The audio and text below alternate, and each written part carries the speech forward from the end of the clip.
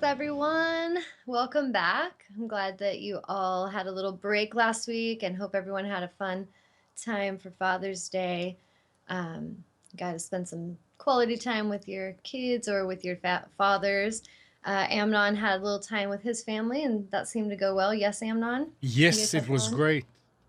Awesome. And I hear your daughter cooked for you. Yes, she did. Was it good? Good. Nice job. Yep. So good job to his daughter for cooking a scrumptious dinner. Yep. Um, yeah, and so it was kind of nice to have a little break. And we're coming back, and I had that week to just, like I always do, observe. And that is like the word today. I was teaching my yoga teacher training, and one of my students said, she was talking about being at a family like reunion situation and how it's interesting to get everyone to feel like they're all getting to do what they want and without any tension because everybody's trying to make everybody happy. And so we were talking about that, and she was like, "Yeah, it was really interesting to observe." And I laughed because I'm like, I say that all the time. And life is very interesting to observe. Yeah. We Of learn so course. much Of just from course. observing. So some big things happened while we were away since last time I was on here live. Our Congress apparently decided to come into alignment on some things. So woohoo for our country. That was pretty awesome sign from my perspective of seeing how much so many are working towards equality and just aligned living. And that was a pretty big, huge leap for our government, I would say. What do you think, Amnon? I don't know that that was our government that did it. It was the courts. If you're Well, talking in about, like Congress, yeah. yeah, I mean, I don't consider. I mean, that's the judicial. I Yeah. don't consider them part of the government. It's the Supreme Court. It's the Yeah. I guess I lump that into government, yeah. like court systems and all that. But what do you feel about that choice and that shift personally? See, I'm getting you involved in the discussion I today. mean, that's it's fine. It's about time. I mean, and you're talking about the uh, gay marriage Yeah. Yeah, like marriage equality for anybody. yeah. I mean, it's about time that this happened. Indeed. It's been going around the world forever and ever. I mean, Hmm. we're coming here at the end, kind of like, okay, we're gonna go through the finish line now. No, I Yeah. mean, come on, this is nothing. It's like Nothing. about time. Yeah, it is about time, and it's like it was ridiculous. It's on and off and on and off and on and off, and in North Carolina, it's really bad Yeah. because it's by law you can get married, but when you go to the magistrate to get the license or for them to marry you, yeah, I mean, when you get married in the church, that's nothing. That doesn't. This is just ceremony. The real Yeah. marriage is happening when you go to the Have it be magistrate. acknowledged. Yeah. They can refuse you if it goes against their personal belief. So a magistrate can turn you away and say, "No, I'm not going to marry. I'm not going to allow you to." And as far as I know, it's still going on. I'm waiting. I mean, they actually passed a law that says that they can refuse. Hmm. Which I do Well, let's think not I get think into the politics now because it's a mess. I mean, yeah, it's in exactly. let's concentrate on the positive. It's Yes. happening, and Yeah. people can be happier, and Yes. people can become whole and call And it just whatever feel you want. treated equal. Yeah, Yeah. absolutely. Like you're saying, I feel like it's like when kind of like during civil rights when people were resisting that for so long and in the South they got kind of a bad rap, but there was a lot of people that owned slaves and they kind of were looking at how that was going to change their life, you know what I mean? Yeah, Like crap. We yeah. can't own people and those people actually work for me and without them I am going to be in trouble cuz like I can't run this plantation on my own. And so I think it's like a lot of the agenda of how it's going to personally affect people at times.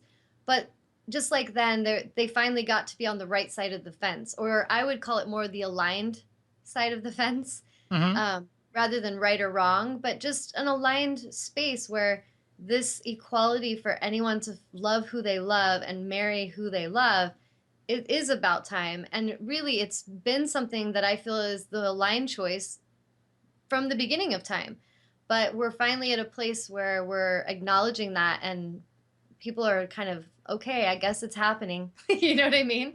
Even, and I think it's kind of like I observe people that maybe have a very strong belief system. And in some cases, I've seen some of the news. Like, I don't watch the news, but I see stuff on Facebook come up, and then I'll check into the stories. Like, I heard a rumor that some preacher threatened to set himself on fire if the marriage law passed, Oh well. and then he went back on his word and said, no, no, I meant, like, I'm on fire to stop this. And big picture, I feel like everyone eventually is going to get to that place where this is a really big planet, and we don't all need to participate in each other's belief systems or each other's way of life. But it will be an amazing choice for each of us to honor each other's path. Like, if Amnon wants to marry his wife, and maybe she's, a Catholic and he is Hindu, and they love each other, like, what is it my business if they get married? You Right. know what I mean? Right. And that's been happening on the planet for a long time with religion. It's happened if she's white and he's black. It's now, now if it's a man and a man or a woman and a woman. And big picture, you don't have to be gay. And that's kind of where I feel speaking about it, is that it doesn't mean you're condoning behavior. If you don't think it's cool to have a sexual encounter with the same sex, then don't do it. Right. But if somebody else falls in love with someone of the same sex, don't shame them. Don't try to beat them up in the alley, or try to, heckle them or degrade them, hold back health benefits from them. I just think that is bullying, and that's not showing honor for life. So that's kind of the way I look at it, is like, if we all come to this place where we honor life, we can honor each other, that's going to benefit all of us on this planet. You know what I mean? Absolutely. Absolutely. Yeah. So I thought it was pretty fabulous. And I was just like, oh my God, that just happened. Like, it was just kind of like, wow. And I agree that it's about time, but it was also a little bit of a shock. Like, whoa, go US, like, go court systems for actually finally acknowledging that. And I think it's going to, like you said, help people just feel more whole and loved and valued. Kind of like, in the 70s, the women's rights movements. And then finally the women are like, finally, I'm going to get hired and not feel like I'm treated way less because I'm a Mm-hmm. woman. So it's like we've been doing this on the planet with everything, And but and really we need to be treating each other with honor, period. and again, with women's rights, Mhm. this is something. I mean, the U.S. was not the leader in that. I mean, it's Exactly. been going around all around the world. In many countries, the women were equal. They were leaders. Yeah, Yeah. and finally, it happened here. Yeah. So, but the saying is better late than never. Yes. And then there's countries still at this time on Right. this planet that treat women like crap. You Yep. know what I mean? Oh yeah. So it's all happening. But I just felt like, let's acknowledge that, because I was like, yay, that is a sign of alignment happening to me in the collective. So when we're talking about each of our belief systems and how we can be the change, that's how it starts. And that is very important. But when we see enough of us being the change, we see enough of us showing up with honor, with integrity, living authentically, it is paying off globally. We're going to start seeing more and more of the collective consciousness shifting because of our courage to choose that alignment. So I Hmm. wanted to really acknowledge that, like, yay, that's a sign to me that the collective is shifting in a more aligned direction. So good job. Um, so today, this past week, I was observing a lot as a healer. I just did a Sacred Soul Sister gathering last night, and last week we had Empowering Empath and these different workshops I do. Where when I'm working with my healing clients over the last few weeks, I see this theme that I felt like this is something I really want to touch on, is love. And what does that even really mean? And I'm calling this like the love revolution. And if we could all get into this space of alignment in ourselves where we stop putting off our own need to love ourselves for any other reason, we don't let our work be more important. We don't let our partners be more important. We don't allow our children to be more important. We don't allow, what people think of us to be more important. And we start to really get to this place where we decide we're going to love ourselves no matter what. And so that's in every part of our life that's going to be important. And last night when I was working with these women in the circle, they were young girls, and we got into this really great discussion about body image and about like what causes their suffering and why they think they're not enough. And they were, kind of sharing with me just the way society is, what they see on TV when they look at beauty magazines. Like they basically feel like crap after they look at a beauty magazine long enough. And we started to discuss that, like how if we take our own power back and we love ourselves, we don't really need to compete with anyone else. And I observe how, I had a woman recently, she's like, I really want to come to your gathering, Tawnya, and I miss coming, and I miss some of the girls that came before. But I just feel like when we have these like shamanic experiences, they're having these amazing experiences where they're flying around on a dragonfly's back and it's very magical. And then she has nothing happening. And so she's like, I just feel like, I'm not good at it. And so then she stopped coming. And so I responded to her and I said, if you keep showing up and you stop comparing to others, you'll get out of your own way. So if we come, like when I was talking to the girls last night and they were saying about, their body image, if there's a girl that's really beautiful and they're getting a lot of attention, then in their own brain, they start thinking, oh, I suck, I'm not pretty, no one loves me. And they get that record playing that vibrationally is actually causing them great suffering. And overall, it's not helping them love themselves and it's not helping them even love the people they're around. And this is where I feel like I kind of called it the wounded girl and then the empowered woman. And there's a big difference. And this goes for men too: wounded boy, empowered man. And when we're wounded girl or wounded boy, we're competing, we're comparing, we're feeling like we're not enough, we're always looking at what they have and then degrading ourselves. And we play a lot of games, we manipulate, we gossip, we're vengeful, we're jealous. All those heavy suffering energies are what happens when we're in that wounded girl or wounded boy energy, which in essence is our wounded aspects of ourself, what I call the wounded ego or the shadow self. And it's choosing our choices for us. So here's a woman, she wants to come and she wants to develop her psychic gifts. She wants to empower herself, but she shuts herself down because she's not doing it good enough. She's not doing it as good as they're doing it. So then she just drops it all together, which is probably not going to help her develop that strength. It's kind of like, as a personal trainer, I also do the fitness thing. And being a trainer and an instructor for years, I've observed the same thing.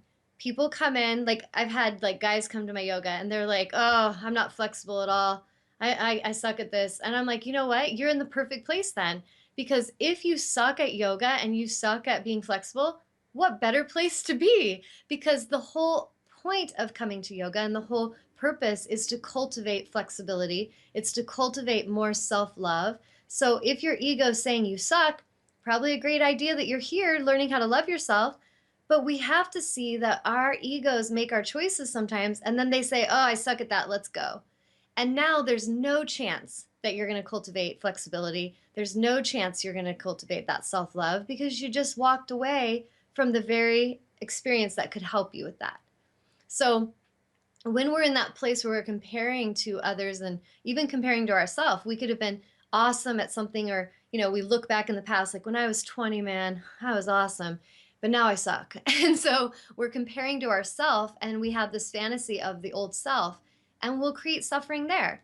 Or a lot of younger people I observe, they worry and stress too much about the future. And so they're constantly in anxiety about their future experience, and that takes away from their being able to enjoy the now, the present moment.